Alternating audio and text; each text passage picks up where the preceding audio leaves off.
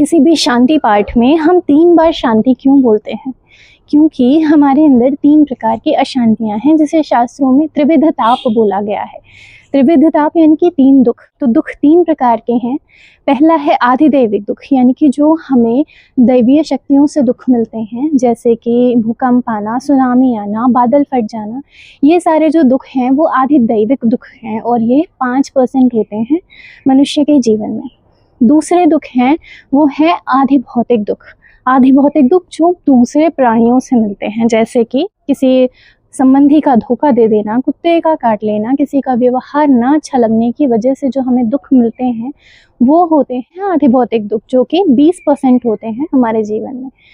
और जो तीसरे दुख हैं जो सबसे ज़्यादा होते हैं हमारे जीवन में, जो 75% होते हैं, वो होते हैं आध्यात्मिक दुख। आध्यात्मिक दुख यानी कि जो हमें अपनी वजह से मिलते हैं। अपनी वजह से कौन से दुख हैं? जैसे कि बहुत ओवर थिंकिंग की वजह से हमें स्ट्रेस हो जाता है, तो जो हमें दुख मिलता है, या फिर हमने बहुत ज़्यादा उल्टा सीधा खा लिया और फिर हमारी तबीयत खराब हो गई, तो जो हमें दुख मिला वो भी आध्यात्मिक दुख है। ऐसे ही काम, क्रोध, लोभ, मोह की वजह से हमें जो दुख प्राप्त होते हैं वो आध्यात्मिक दुख हैं।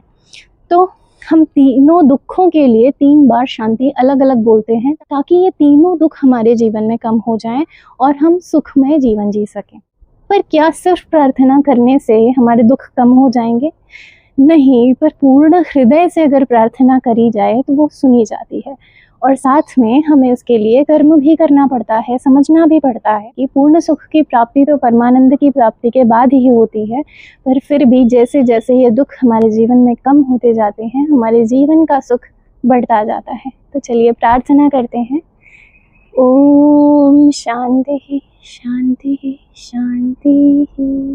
नमस्ते।